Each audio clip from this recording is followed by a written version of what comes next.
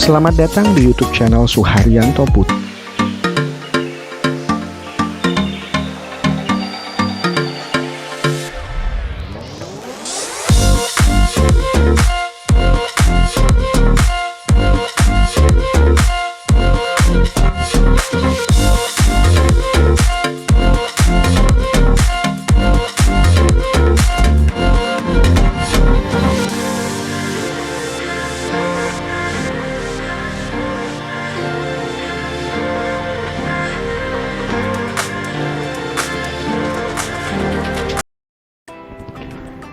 Assalamualaikum warahmatullahi wabarakatuh. Selamat datang di YouTube channel Suharyanto Putra. Perkenalkan, saya Suharyanto Putra. Saya dulu lulusan psikologi dari salah satu kampus di Jakarta, dan sejak lulus tahun 2011 saya berkecimpung di dunia HRD, di dunia pengembangan manusia dan segala macam yang berhubungan dengan HRD.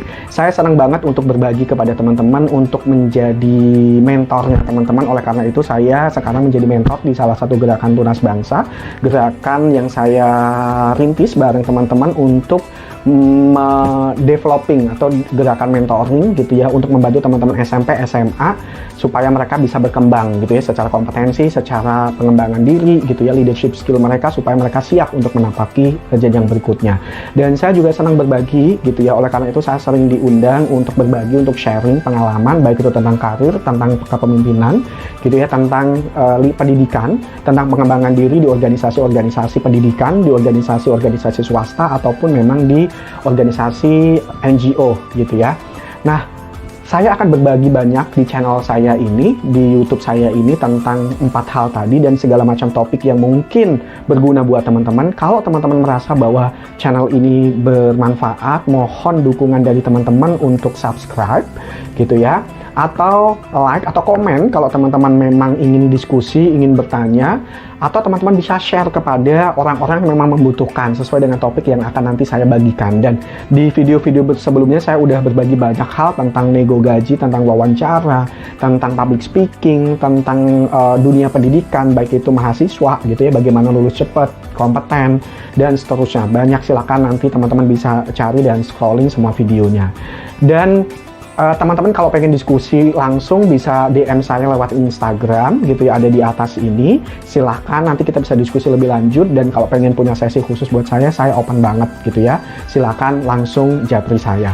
Nah, kebetulan momentum ini adalah momentum Idul Fitri. Oleh karena itu saya ingin berbagi teman-teman tentang topik memaafkan gitu ya. Nah, maaf itu terdiri dari 4 huruf gitu ya, M, A, dan F gitu. Nah, apa yang saya refleksikan dari kata maaf itu salah satunya adalah 4 hal ini, dari 4 huruf ini. Yang pertama adalah M. M pertama ini mengajarkan kita untuk menerima, untuk mengikhlaskan, untuk menurunkan ego gitu ya. Menerima apa? Menerima segala hal yang sudah terjadi di masa lalu. Mungkin ada orang-orang yang memang menyakiti kita, atau kita juga menyakiti orang lain gitu ya. Kita mencoba untuk menerima itu semuanya. Caranya gimana? Mengikhlaskan gitu ya. Mengikhlaskan artinya teman-teman sadar bahwa semua proses yang terjadi di masa lalu itu, yang kemarin-kemarin itu adalah sebuah pembelajaran.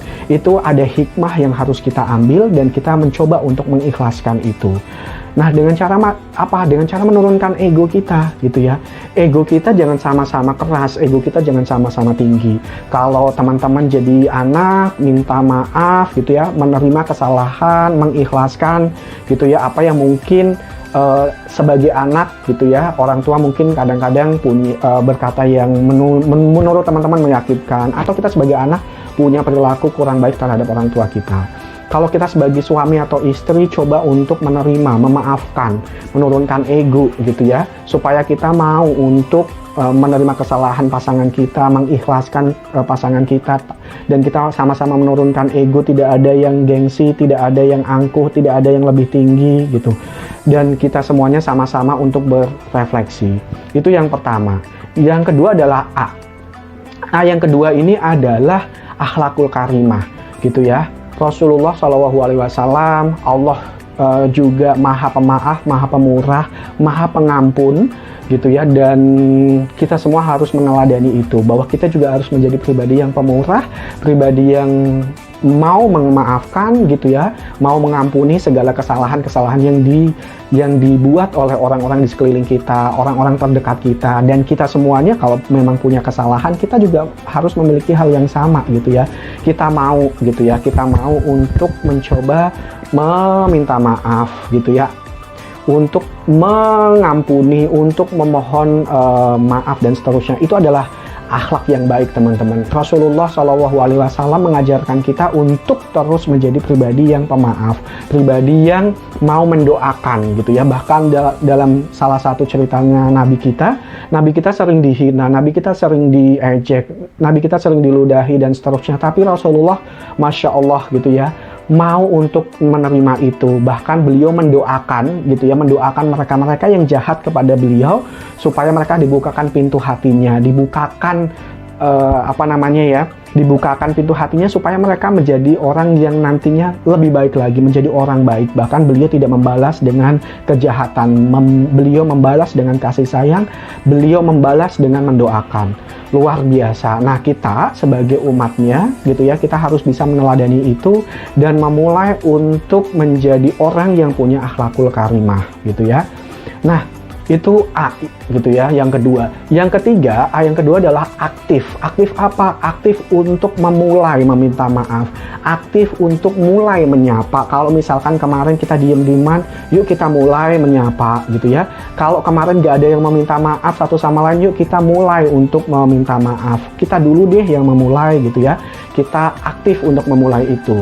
Nah, kalau misalkan kita merasa bahwa saya kan lebih tua, dia lebih muda, nggak apa-apa, yuk kita mulai menurunkan ego, kita aktif gitu ya, untuk datang, untuk meminta maaf gitu ya, aktif untuk bersilaturahmi gitu ya, terlepas apapun yang kita punya, apakah kita memang orang yang punya pangkat, punya jabatan, kita orang penting, kita orang tua, yuk kita mulai menurunkan ego, kita yang aktif duluan deh.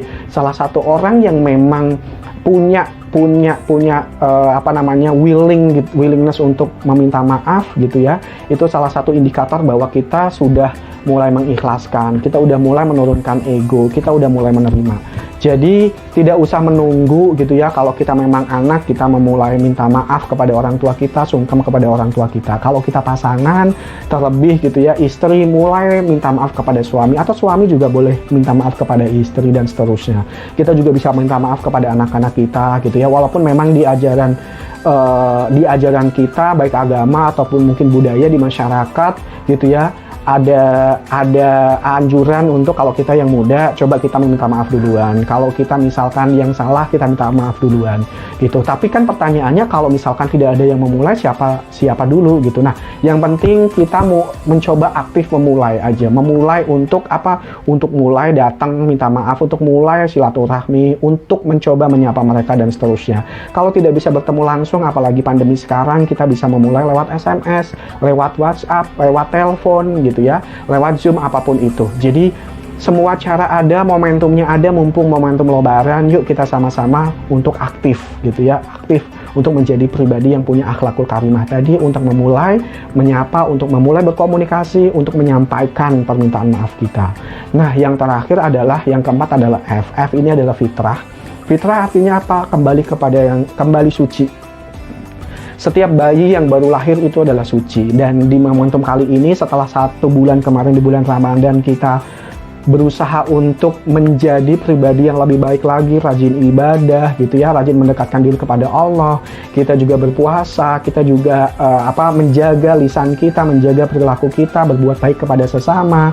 Kita udah menunaikan zakat fitrah gitu ya. Nah, saat ini, momentum ini, kita mencoba untuk menjadi lebih suci lagi. Kita memulai hubungan baru lagi. Yang kemarin-kemarin kita lepaskan, kita coba turunkan semuanya, anggap aja semua kemarin pahit buruk baik itu kita coba ambil pembelajarannya untuk menjadi pribadi yang lebih baik lagi. Dan di momentum ini semuanya sama-sama, semuanya 0 gitu ya, ibarat kata, dan semuanya kembali suci, dan kita menjadi pribadi manusia-manusia baru yang lebih baik lagi, supaya di tahun berikutnya kita menjadi pribadi yang lebih baik lagi sampai ketemu Ramadan berikutnya dan seterusnya gitu ya. Bahwa orang yang baik adalah orang yang selalu lebih baik dari hari kemarin, selalu melakukan improvement, selalu refleksi diri gitu ya. Kalau bisa setiap hari itu ada kemajuan. Dengan cara apa? Dengan cara refleksi diri dan memperbaiki diri. Terima kasih teman-teman, itu saja yang saya ingin bagikan dari 4 kata, 4 huruf. Maaf, M itu yang pertama adalah M, itu menerima, mengikhlaskan, menurunkan ego. Untuk apa? Untuk berusaha menjadi orang yang punya akhlakul karimah gitu ya, meneladani sifat pemaaf, pemurah, pengampun gitu ya Tuhan kita atau Allah Subhanahu wa taala, atau meneladani sifat baik Rasulullah SAW yang tadi gitu ya, yang selalu mendoakan orang-orang yang sudah menyakiti beliau. Dan yang ketiga, aktif untuk memulai menyapa, aktif berkomunikasi, aktif untuk menghubungi mereka, aktif untuk menyampaikan maaf kita gitu ya. Dan yang terakhir, kita akan kembali menjadi pribadi yang fitrah gitu ya, pribadi yang lebih suci lagi. Jadi ketika kita udah melakukan itu semuanya, sadari bahwa kita semuanya itu pasti punya salah dan dosa. Oleh karena itu cara menghapusnya adalah dengan meminta maaf kepada mereka. Kalau kita punya dosa, kita mohon ampun kepada Allah Subhanahu wa taala, bertaubat, tapi kepada sesama manusia kita harus meminta maaf. Dan terakhir saya ingin berbagi kepada teman-teman tentang memaafkan. Itu penting banget untuk meningkatkan kesejahteraan mental kita dan juga psikis kita atau kesejahteraan psikologis kita. Salah satu ahli psikologi gitu ya, Frederick Luskin dari Stanford gitu ya, University California, dalam risetnya mengatakan bahwa orang yang memaafkan ini memiliki 3 ciri. Yang pertama adalah mereka lebih tenang dalam menjalani hidupnya mereka.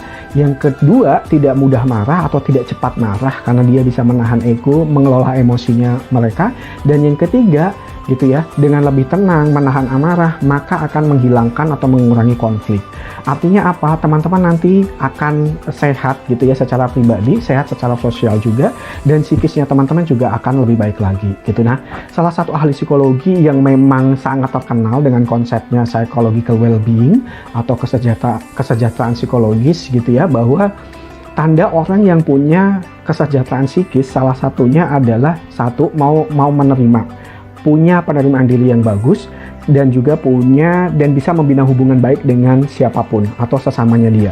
Semakin tinggi ini, maka semakin bagus kesejahteraan psikologisnya, walaupun didukung dengan faktor-faktor atau dimensi yang lain ya, seperti punya tujuan hidup gitu ya, punya otonomi gitu ya, punya personal growth dan seterusnya. Tapi 2 hal ini tentang penerimaan diri dan mampu menjalin hubungan yang baik terhadap orang lain, itu salah satu indikator bahwa kita bisa terus gitu ya semakin sejahtera secara psikis, secara mental juga. Nah, kenapa? Orang yang mau menerima dirinya, menerima pengalamannya, menerima semua proses masa lalunya, bahkan menerima hal-hal yang ada di dalam dirinya dan orang-orang terdekatnya, dan dia fokus gitu ya untuk menjalani hidup berikutnya ke depan gitu, dan menjadikan itu semua pembelajaran, maka menjadi pribadi yang lebih wise, lebih bijak gitu ya, dan bisa bersikap lebih bijak gitu ya. Nah, yang kedua, dengan begitu gitu ya, maka kita bisa membina hubungan baik dengan orang lain. Orang-orang yang memang kuat secara dimensi ini, mereka itu menunjukkan sikap belas kasih, sikap mau mencintai gitu ya orang lain. Kalau menerima diri tadi, mau mencintai diri sendiri, tapi kalau misalkan berhubungan dengan orang lain, maka mau menerima orang lain. Mereka mampu menjalin hubungan yang hangat dan mau untuk menerima, untuk mau memulai aktif gitu ya, untuk berempati, memberikan kasih sayang, memberikan belas kasih gitu. Nah, itu pentingnya teman-teman. Makanya memaafkan ini penting, sebuah kata yang sebenarnya sederhana tapi cukup impactful, cukup punya meaning yang besar. Semoga di momentum ini kita bisa terus gitu ya meneladani itu semuanya. Gitu teman-teman. Baik lagi. Terima kasih teman-teman.